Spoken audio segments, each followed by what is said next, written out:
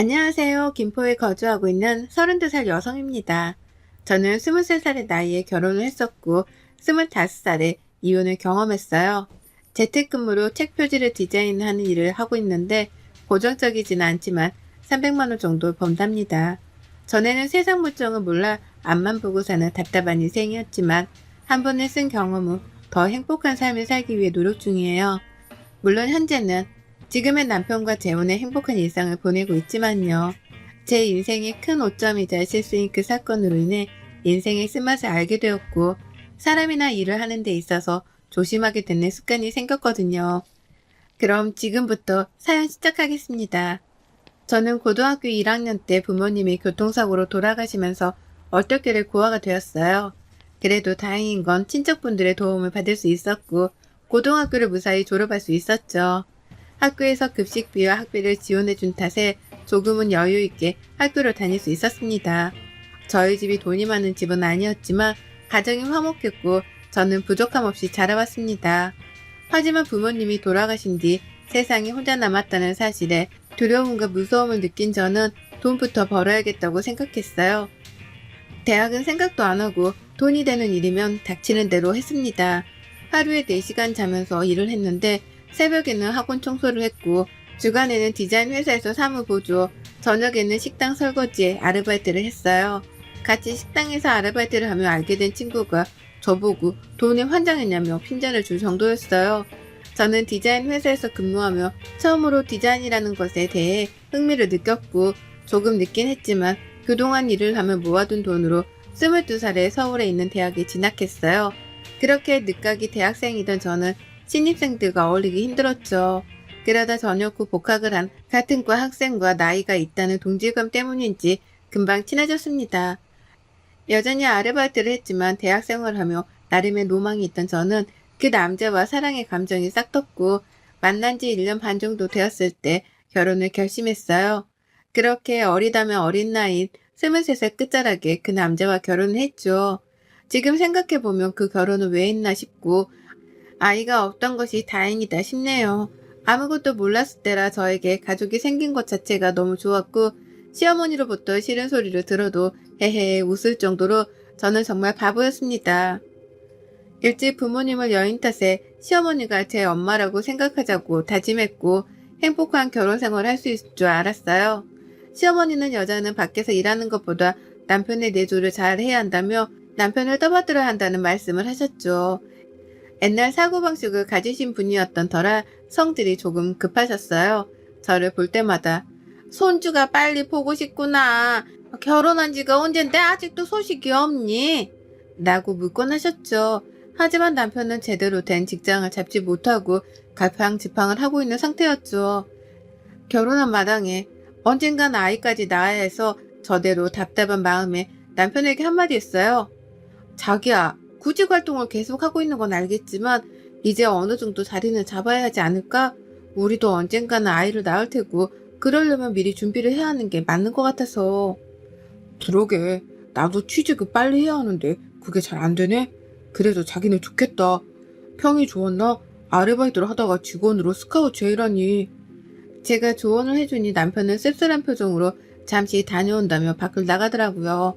그러고는 잠시 뒤 시어머니에게 연락이 왔는데 매우 화가 난 목소리였어요. 너 인연 남편 길을 살려줘도 모자란 마당에 우리 아들 길을 죽여? 네? 그게 갑자기 무슨 말씀이세요? 길을 죽이다니요, 어머니. 갑자기 왜 그러세요? 아이도 못 낳는 년, 근본도 없는 년이 어디다 대고 하늘 같은 남편한테 충고질이야? 네 죽은 애미가 그렇게 가르치던? 뭐라고 했길래 애가 이렇게 힘이 없는 거야, 어? 어머니 별말 안 했고요. 앞으로 살면서 아이도 낳을 거고 한데 직장 빨리 잡아야 하지 않겠냐고. 저 그 말한 게 전부인데요. 부모가 없어서 그런지 배운 게 없어서 그런 건지 너는 머리가 없니? 남편을 떠받들고 살아야지. 너는 회사 다닌다고 유세 부리는 거냐 뭐냐? 그놈의 회사가 뭐라고. 시어머니가 어느 날부턴가 저에게 막말을 하더라고요. 아마 제가 남편에게 충고를 한 뒤부터 그러는 걸 보니 남편이 시어머니에게 신세 한탄이라도 했나 봅니다. 시어머니 말대로 아무것도 가진 게 없는 저에게 잔소리 아닌 잔소리를 들어 자존심에 금이 갔는지 그 뒤로는 약간 저를 대하는 것도 달라지더라고요. 저를 귀찮아한다고 느낄 정도로 조금씩 변하기 시작했습니다. 당연히 시어머니도 저를 더 깔보기 시작하셨고 부모도 없이 자라 큰본도 모르는 년 이라며 항상 막말은 기본 옵션이었고 저를 구박하지 못해 안달난 사람 같았죠.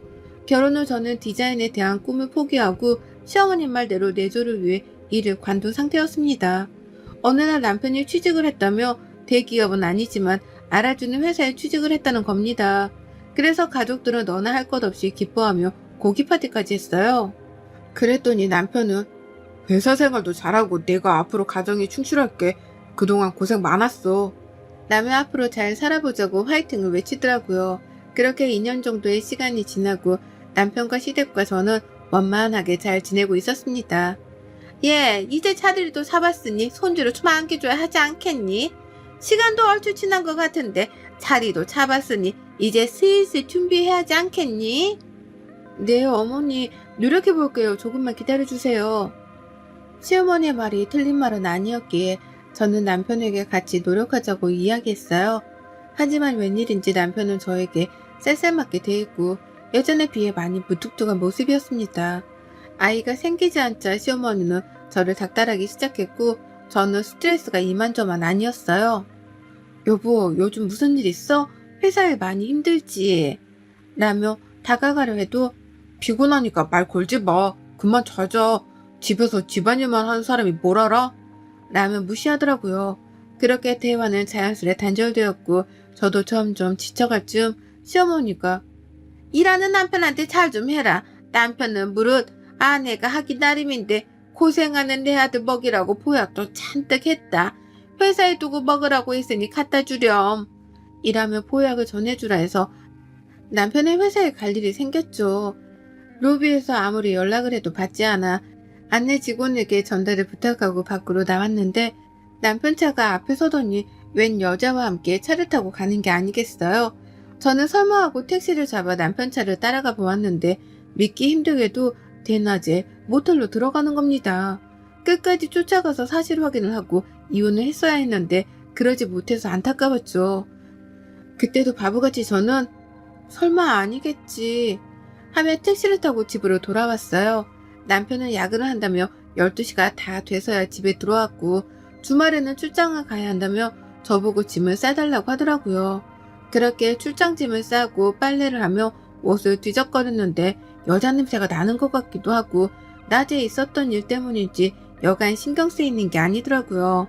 그렇다고 남편에게 물어보자니 속 좁은 여자가 될 것 같기도 하고 그래서 버텼습니다. 아무것도 아니라고 생각하며 버텼죠. 그렇게 다음날 아침 남편이 출장을 가고 주말에 혼자 커피를 한잔하며 쉬고 있었는데요.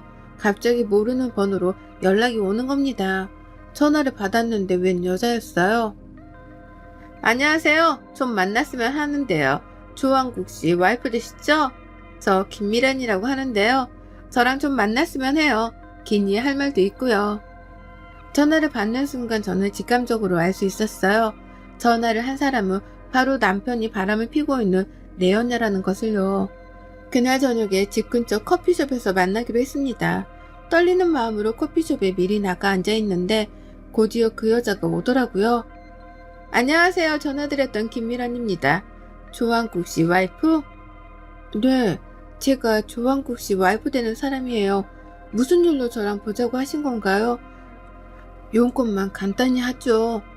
저도 길게 말 안 할 거예요. 단도직입적으로 말하죠. 저 임신했어요. 그 사람 아이고요. 저희 사랑하고 있으니 헤어져 주세요. 네? 너무 당당하게 말하는 거 아니에요? 그게 무슨 말이죠? 그 사람 아이를 가졌다고요? 근데 그거 알아요? 지금 그쪽이 내 남편 만나는 거요. 그걸 불륜이라고 하는 거예요. 불륜인 거 알아요. 그러니 헤어져 달라는 말이에요. 그럼 불륜이 아닌 게 되잖아요. 저 한국 씨 아이도 가졌고 그쪽은 아직 뭣도 없으니 한 살이라도 젊을 때 떠나요. 어이가 없네요. 뭐가 그렇게 당당해요? 나 만나는 거 한국 씨도 알아요? 오늘 들은 이야기는 못 들은 걸로 하죠. 남편이랑 얘기해 볼게요. 어이가 없어도 너무 없네. 그렇게 커피를 다 마시지도 못하고 자리를 박차고 나왔습니다. 집까지 무슨 정신으로 들어왔는지도 모르겠고요. 집에 오니 슬프지도 않고 화도 안 나고 직접 내 연애를 만나 바람을 피웠다는 사실 확인도 했는데 오히려 아무런 기분도 안 들고 공허함이 느껴지더라고요. 그렇게 창밖을 보며 멍 때리고 있는데 시어머니에게 전화가 왔습니다. 넌 주말인데 남편이 집에 없으면 시댁에 와서 좀 커들고 해야지. 연락도 안 하니? 라며 말을 하는데 그저 듣고 가만히 있으니 열을 받으셨는지 늘 하시던 레파토리로 욕을 하시더라고요. 어머니 죄송하지만 저 힘드니까 이번에는 좀 쉴게요. 이년이 미쳤네. 근본도 없는 년이 커둬줬더니 이제는 시댁을 나물라라 하네. 뭘 배웠니 너? 어머니 나중에 전해주세요. 끊을게요. 수화기 너머로 온갖 욕설을 내뱉으며 소리를 지르는 시어머니의 목소리가 들렸어요. 남편에게 전화를 했더니 전화를 받지 않았고요. 바쁘니 나중에 연락해 라는 문자만 올 뿐이었죠. 시어머니에게 이런저런 일을 다 이야기하고 이혼할 거라는 말을 장문의 문자로 보냈어요. 또 그 목소리를 들으면 저도 열불이 날 것 같아서 꾹꾹 눌러 담아 썼습니다. 어디 갈 힘도 없었고요. 다음날 아침 시어머니가 저에게 전화를 하셨는데 가관이더라고요. 내연녀가 있다는 사실과 그 내연녀가 임신까지 했다는 사실에 잠시 당황하셨지만 이내 남편의 편을 들며 아나무인으로 말씀하시더라고요. 역시 팔은 안으로 굽는 건지. 남자가 큰일을 하다 보면 밖으로 눈을 돌릴 수도 있는 거지. 그리고 너는 못 가진 손주도 대신 가져줬잖냐. 그리고 너는 그동안 네 남편이 고생할 때 집에서 혼자 뭐 했니? 그것도 다 네 업보다. 어머님, 지금 그게 저한테 하실 말인가요? 바람을 피웠고 내 연녀가 애까지 있는데 감싸다니요. 이런 경우가 어딨나요? 세상 사람들이 다 손가락질 할 일인데 지금 그 사람이 잘했다는 거예요? 그동안 너한테 해준 게 있고 걷어줬으니 그런 건 아무런 흠이 아니다. 네가 이해해야지. 이런 말을 들으며 충격 아닌 충격을 받고 너무 뻔뻔한 시어머니의 태도에 저는 진절머리가 났습니다. 지금까지 살아오면서 틀리게 살았다고 생각한 적은 한 번도 없는데 저런 말을 들으니 제가 지금까지 무얼 했나 싶고 돌아가신 부모님한테 너무 죄송해서 차마 죄송이라는 말도 꺼내기 어렵더라고요. 저는 결심했습니다. 더 이상의 결혼 생활을 유지하기 어렵다고 판단했어요. 그렇게 남편이 출장에서 돌아오고 나서 나 사실 그 여자 만났어. 너 많이 사랑한다더라. 아이도 생겼다 그러던데 이혼하자. 무슨 말도 안 되는 소리야? 네가 걔를 왜 만나? 이혼은 절대 안 돼. 내가 해결해볼게. 해결은 무슨 해결이야. 아이를 가졌다는데. 깔끔하게 이혼하자. 더 말할 것도 없어. 안 그래? 나를 찾아올 정도면 아주 대단한 각오를 했던 모양인데 넌 모르고 있었나 봐? 그게 말이 된다고 생각해? 아 몰라. 이혼은 절대 안 되고. 회사에 소문이라도 나면 어쩔 거야? 감당할 수 있어? 내가 감당을 왜 하냐? 네가 감당해야지. 네 새끼인데. 나야 이혼하면 끝이야. 사람들이 무섭니? 불륜이 잘못된 건지 알긴 아나 보네. 그럼 그렇게 뻔뻔하게 나오면 안 되지. 처음에는 좋은 남편 이미지를 놓치지 않고 싶어서인지 이혼에 대해 많이 생각하는 눈치더라고요. 가만히 있을 제가 아니었죠. 아주 감사하게도 그 여자가 제게 메시지로 초음파 사진을 비롯해 남편과 함께 찍은 사진을 여러 장 보내면서 헤어져 달라고 말하는 바람에 그 자체가 증거가 되었죠. 그래서 그걸 빌미로 회사에 대자보를 붙여서 얼굴 팔리고 싶지 않으면 곱게 이혼하라고 했더니 일주일도 안 돼서 먼저 이혼서를 갖고 오더라고요. 우리 이제 그만하자. 서로 질질 끌으면 좋을 거 없잖아. 내가 책임져야 할 아이도 생겼고 서로 갈 길 가자. 그렇게 결혼이 가벼운 거였으면 왜 나랑 했니? 그 여자랑 하지. 그동안 좋았겠네? 원하던 아이도 생기고 나를 피했던 이유가 이거였어? 젊었을 때 그 시간이 너무 아깝다 진짜. 우리가 이렇게 될 줄 알았어? 위자료는 두둑히 챙겨줄 테니까 어디 가서 이상한 헛소리 하지 마. 너나 잘하세요. 이혼하는 게 아니라 너는 이혼 당하는 거야. 뻔뻔한 새끼야.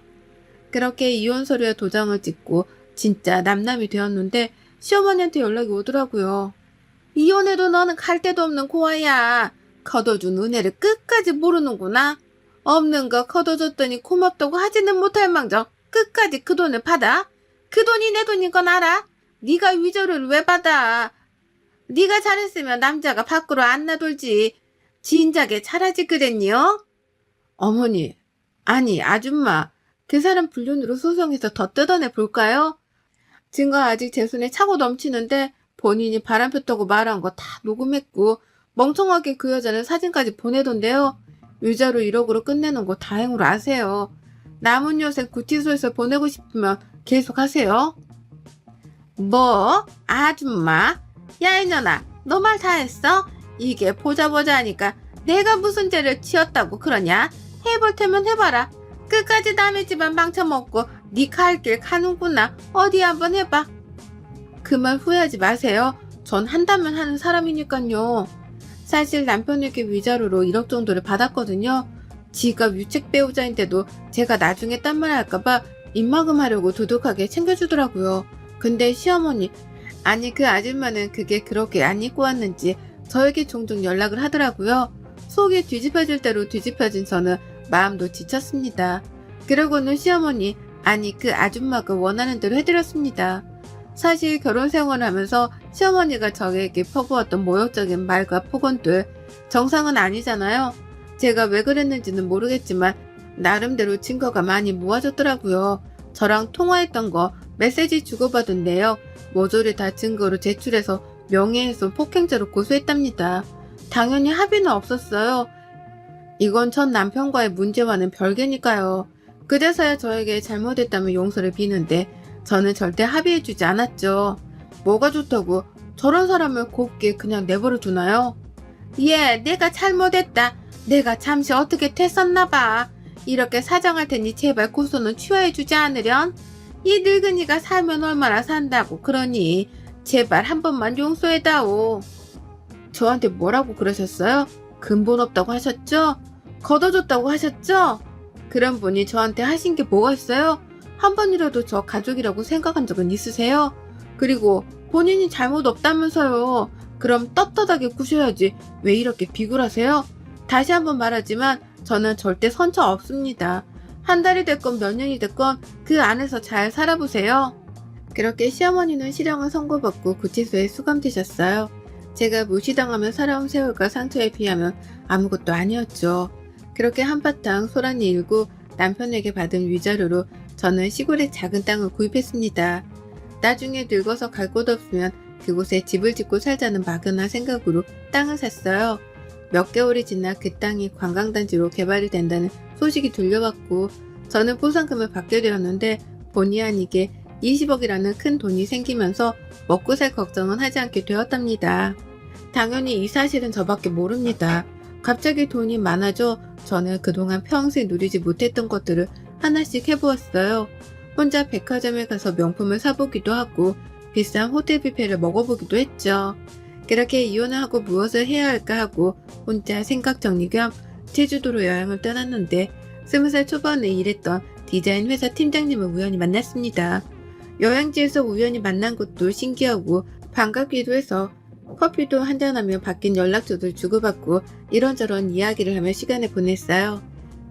팀장님은 디자인에 대한 꿈을 갖고 회사에서 일하던 제 모습이 보기 좋았다고 하셨어요. 그 말씀을 계기로 여행에서 돌아온 저는 앞으로 무엇을 할지에 대해 고민을 했어요. 그러던 찰나 팀장님에게 연락이 오더라고요. 같이 저녁을 먹기로 했습니다. 사실 조금 갑작스럽게 들릴지는 모르겠는데 어렵게 용기 내서 말하는 거야. 지영씨가 회사에 다닐 때 사실 내가 많이 좋아했었어. 그래서 고백하려 했는데 갑자기 결혼한다는 얘기 듣고 얼마나 충격이었는지 몰라. 결국 마음을 접긴 했었지만 제주도에서 다시 만나니까 내가 다 잊은 게 아니었더라고. 이제라도 조금은 늦었지만 나랑 만나서 잘 지내보는 게 어때? 지영씨가 싫으면 거절해도 돼. 미안해. 갑자기 이런 말해서. 저는 팀장님의 고백을 듣고 한참을 고민했어요. 이혼을 한 지도 얼마 안 됐는데 고백을 받은 것도 그렇고 갑자기 다른 사람을 만나서 연애할 자신도 없었습니다. 제 솔직한 심정을 말씀드리니 팀장님은 기다려주신다고 하셨고 그렇게 1년 정도 시간이 지났을까요? 저는 팀장님과 본격적인 연애를 시작했고 재혼을 하게 되었습니다. 결혼하고 나서 저보고 다시 디자인 일을 해보는 게 어떻겠냐고 해서 그렇게 동화책 표지 디자인 일을 시작하게 되었답니다. 지금까지 재미있게 잘 해오고 있는 중이고요. 아 그리고 우연히 전 남편의 소식을 들었어요. 집 근처에 자주 왕래하던 부동산 사장님이 이야기해 주셔서 알았거든요. 전 남편은 또 한 번 이혼을 했다고 하네요. 이혼 사유가 아주 드라마틱합니다. 자신의 아이인 줄 알았는데 태어나서 여러 가지 검사를 하다가 자신과 혈액형이 일치하지 않았고 그거에 의심을 품은 전 남편이 유전자 검사를 했는데 친자 불일치가 나온 거예요. 처음에는 전 남편의 아이라고 우기던 여자가 유전자 검사를 하고 난 뒤 발뺌을 하지 못하자 이혼 서류를 한 장 두고 아이를 데리고 어디론가 가버렸다고 합니다. 더 이상 동네 창피해서 못 살겠다며 시어머니가 살던 집을 처분하기 위해 금매로 내놓았고 그 과정에서 알게 되셨다고 하네요. 뿌린 대로 거둔다고 자기들이 저지른 죄값 그렇게라도 치르는 거죠 뭐. 아무튼 그런 악연의 모조를 끊어내고 이렇게 잘 살고 있으니 다행인 거죠. 그리고 나중에는 제 이름으로 된 작은 회사를 차려서 저만의 회사를 만들어보는 것도 꿈이고 욕심이 조금 생겨서 일과 육아를 모두 잘하는 커리어우먼이 되는 게 소원이에요. 아직 젊다면 젊은 나이니까요. 그렇게 벌써 4년 정도의 시간이 흘렀네요. 사실 프리랜서로 일하고 있는 이유가 제가 새 생명을 품고 있기 때문인데요. 남편도 다니는 회사에서 승진도 하고 잘 풀리고 있고요. 시부모님도 너무 따뜻하고 좋은 분이셔서 요즘엔 정말 행복한 일상을 지내고 있는 중이에요.